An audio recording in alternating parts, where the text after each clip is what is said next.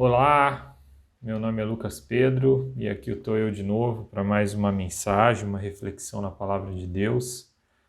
Dessa vez aqui o meu objetivo é continuar a mensagem com o tema Como Ser Sábio segundo a Bíblia, que eu comecei no livro de Jó, no capítulo 28 de Jó, porque, como eu disse lá, Jó é um dos livros mais antigos da Bíblia e esse capítulo 28 de Jó é uma espécie de homenagem poética à sabedoria, né? Então, se você não ouviu a parte 1 dessa mensagem, eu recomendo que você ouça. Se você não quiser, tudo bem, mas eu recomendo que você ouça a primeira parte, na qual eu falei especificamente sobre o capítulo 28 de Jó, e a partir desse texto eu fui direcionando a mensagem para outros textos bíblicos, textos em Provérbios e um texto também em Isaías, que acaba fazendo um ótimo link com o Novo Testamento, né? A gente sabe que o livro de Isaías é um dos livros que mais foi usado pelos autores do Novo Testamento para tecer conexões do judaísmo, do povo hebreu, do Antigo Testamento, com a revelação da salvação em Cristo Jesus.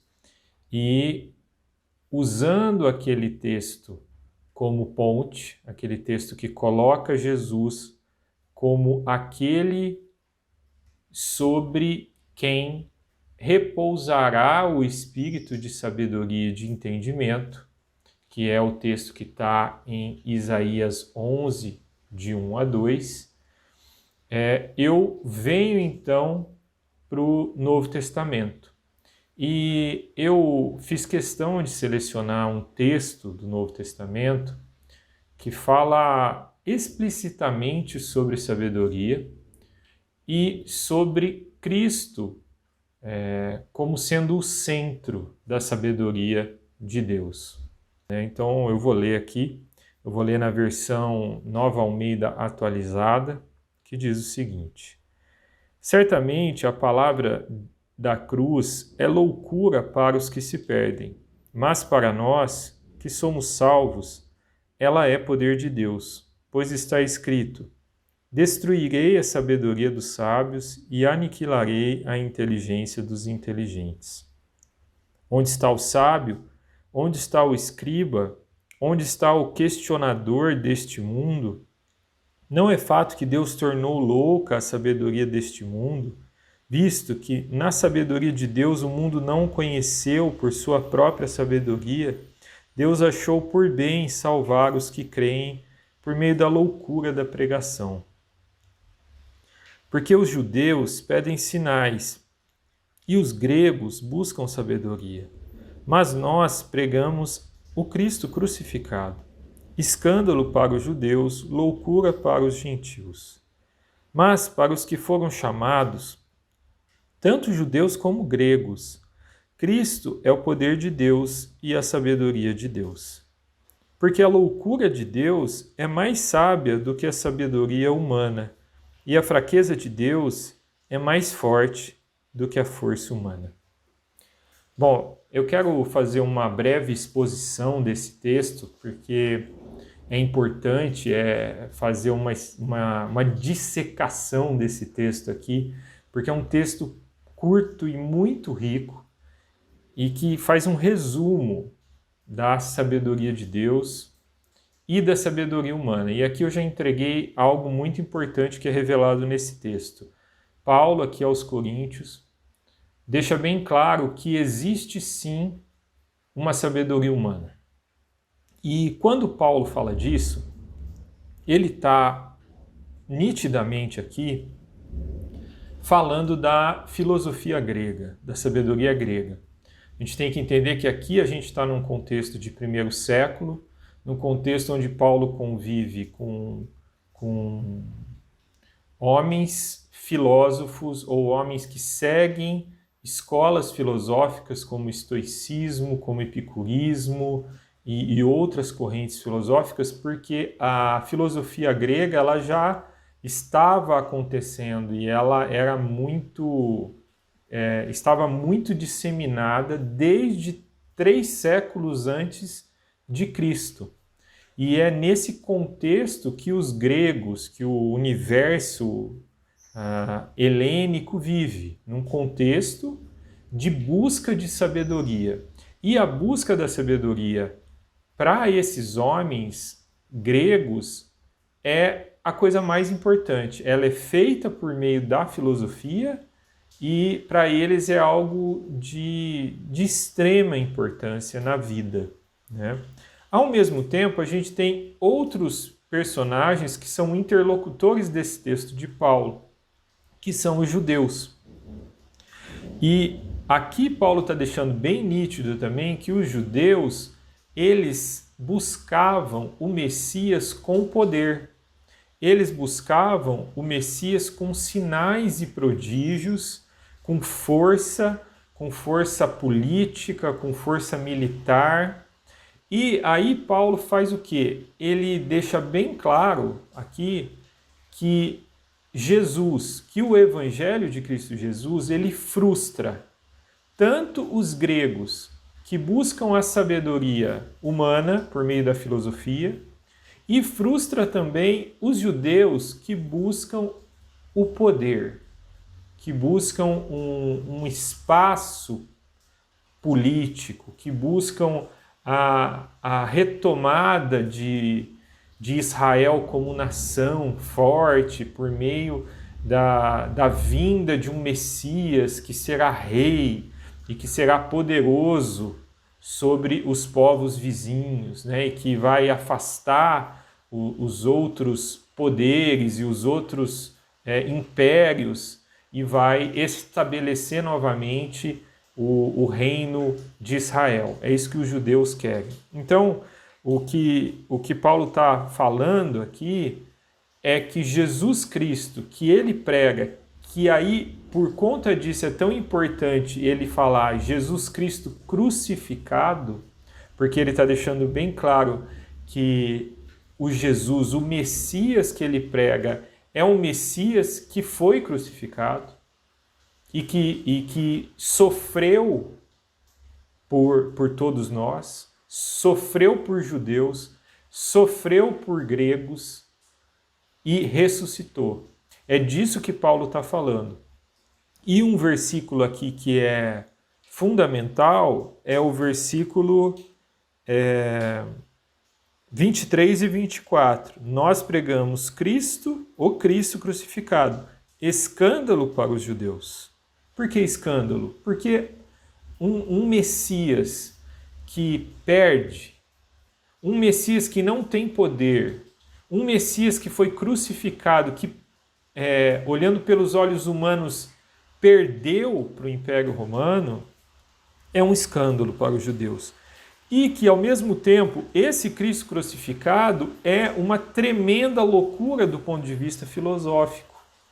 O grego ele não conseguia compreender a mensagem da cruz, especialmente sob o aspecto da morte de Cristo e da ressurreição tanto de Cristo quanto da ressurreição daqueles que são chamados por Cristo Jesus. Então, é uma loucura para os gregos e um escândalo para os judeus.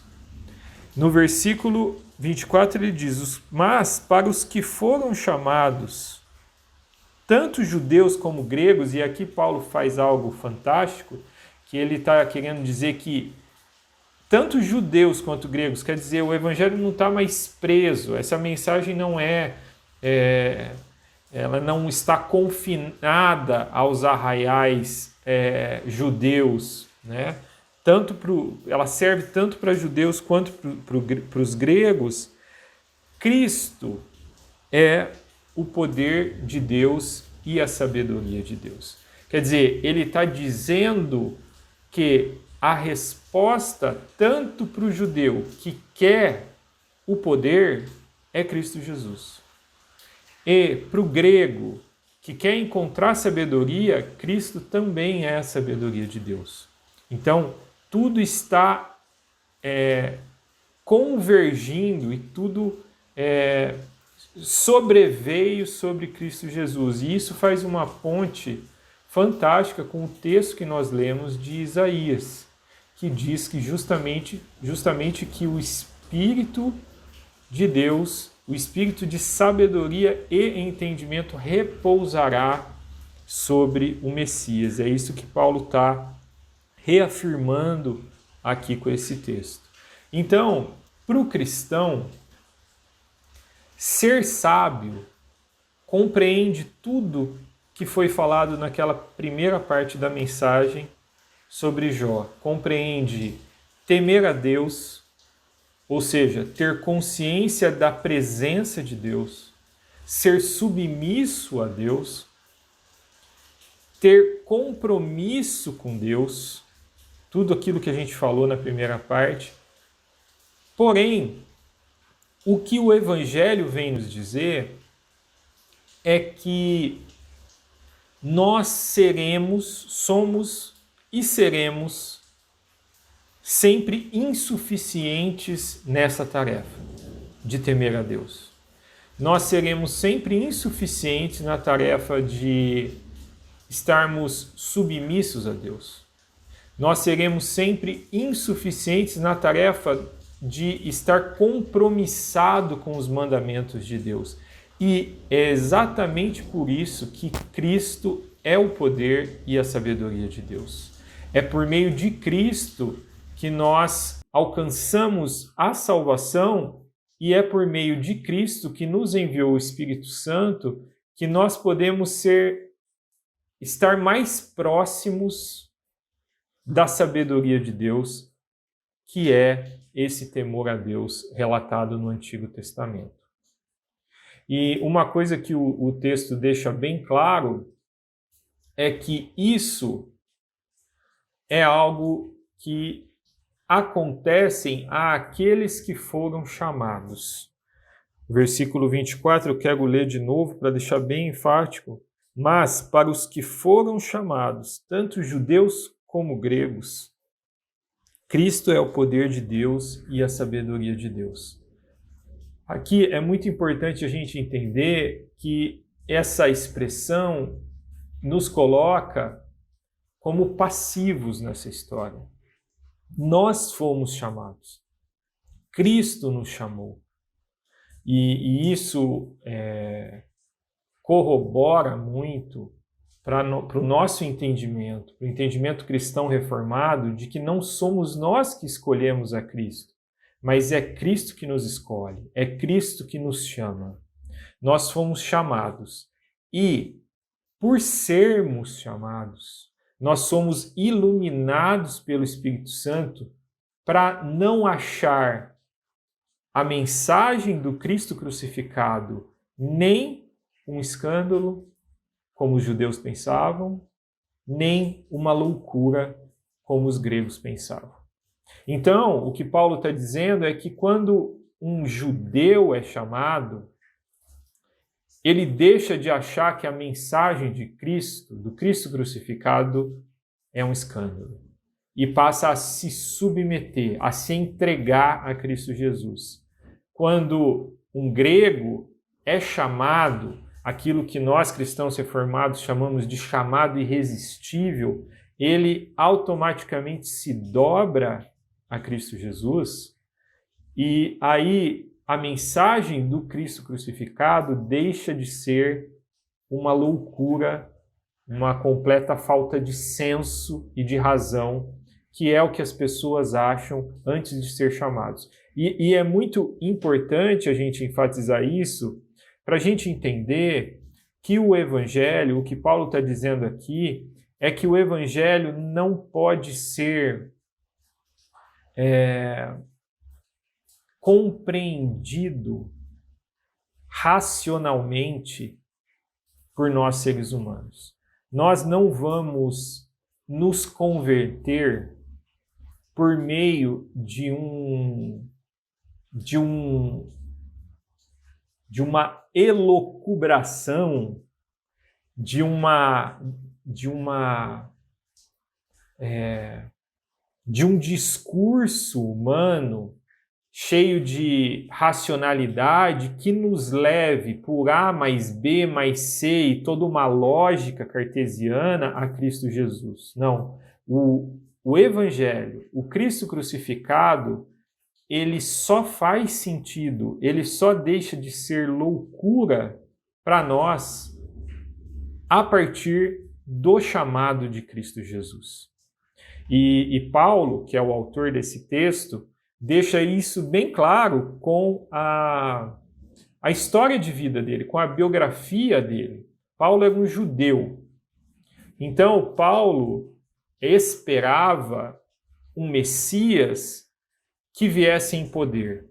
Ao mesmo tempo, Paulo foi educado no meio grego, no universo helênico. Então, Paulo tinha todas as razões para rejeitar Cristo Jesus, o Cristo crucificado, tanto pelo viés judaico quanto pelo viés grego.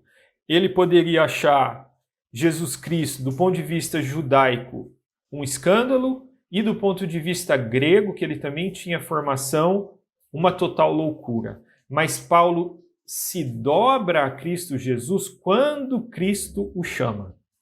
É a partir daí que o evangelho do Cristo crucificado deixa de ser uma loucura e um escândalo para Paulo e passa a ser o poder de Deus e a sabedoria de Deus. E aí você pode estar se perguntando, mas Lucas, se isso é passivo, se eu não tenho como tomar uma decisão por Cristo, se eu não tenho como entender e ter uma percepção completa do Evangelho, do Cristo crucificado sem meu esforço, como que eu sou chamado? Bom, como que você é chamado? Você está sendo chamado, por exemplo, por essa mensagem que você está ouvindo. Essa mensagem é uma mensagem sobre o Evangelho. E eu, que também sou um ser humano comum, de carne e osso, sujeito a todo tipo de pecado, sujeito à queda, eu sou um dos muitos que, como cristão, tenho o compromisso de, pela palavra de Deus, te chamar em Cristo Jesus.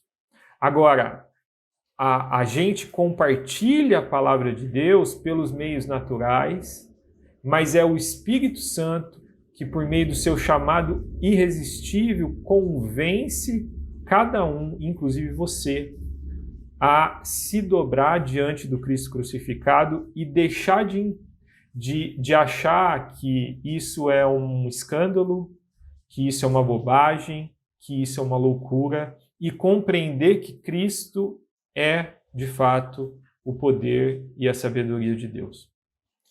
Bom, você pode estar achando nesse momento que eu me desviei do assunto e agora estou falando de algo mais evangelístico, mas não tem como. O evangelho é assim, né? O evangelho, ele demanda essa compreensão de que todas as coisas convergem em Cristo Jesus.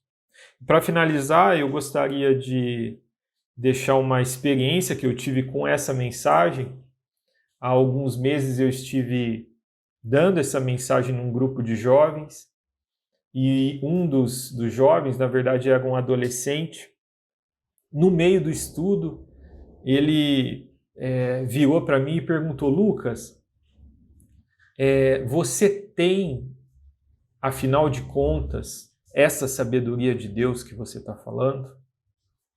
E foi interessante essa pergunta desse adolescente, porque foi uma pergunta entusiasmada. Ele me perguntou com um tom de esperança e expectativa. Dava para ver nos olhos dele que ele esperava que eu respondesse que sim, e que eu respondendo que sim, ele poderia então ter essa sabedoria de Deus, como se essa sabedoria de Deus fosse um superpoder, algo que nos tirasse da normalidade como ser humano comum. E foi uma pergunta que me intrigou bastante, porque se eu respondesse que eu tenho essa sabedoria de Deus, ele ia justamente considerar que eu estou acima das outras pessoas com relação à sabedoria. E se eu respondesse que eu não tenho essa sabedoria de Deus, ele poderia facilmente achar que tudo isso que eu estou falando, todo esse meu discurso é uma tremenda teoria sem sentido prático nenhum, uma tremenda balela teórica que não tem aplicação na vida. Então, o que eu fiz questão de responder para ele e que eu quero deixar aqui para finalizar essa mensagem é que nós cristãos, nós que fomos chamados por Cristo Jesus, nós que não achamos mais a mensagem de Cristo nem um escândalo, nem uma loucura, nós temos e não temos a sabedoria de Deus. Por que eu respondo assim? Porque eu respondi assim para esse adolescente e eu continuo respondendo assim.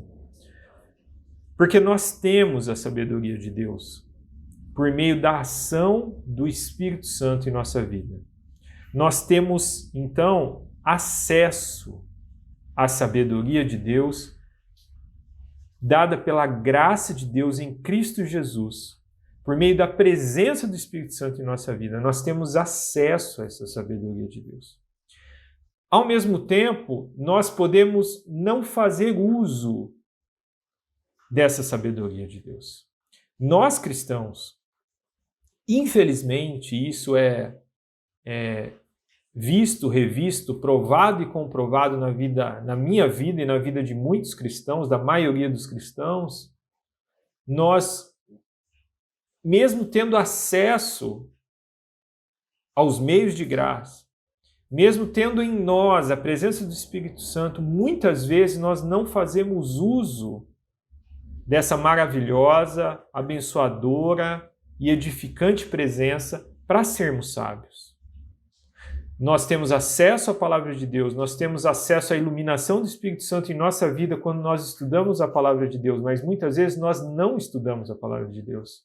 Nós temos acesso à sabedoria de Deus por meio da oração, mas muitas vezes nós não oramos.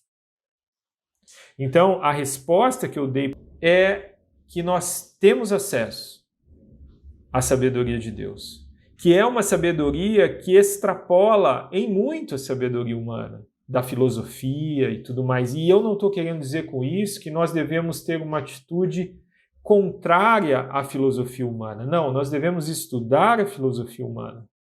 Nós devemos estudar as correntes filosóficas. Nós devemos sim aprender com essas correntes filosóficas. Podemos e devemos.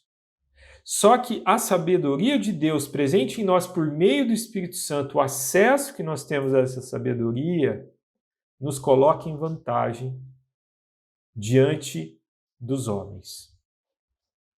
Nos coloca em vantagem principalmente porque nós sabemos a verdade sobre Cristo, a verdade sobre as coisas de Deus, a verdade sobre o reino de Deus. Então, a mensagem que eu quero deixar no final é essa. Se você foi chamado, faça uso desse acesso que você tem à sabedoria de Deus por meio do Espírito Santo. Se você não se sente ainda chamado e você está assistindo esse vídeo, essa mensagem, eu quero te dizer que eu, como um dos milhões de mensageiros de Cristo, eu estou te chamando. Assim como Jesus chamava seus discípulos, eu estou te chamando porque ele nos ensinou a chamar outros discípulos. Então, se você está vendo esse vídeo, entenda-se que você foi chamado pelo Evangelho de Cristo Jesus. Você tem acesso à sabedoria de Deus. Faça uso da sabedoria de Deus. Transformados.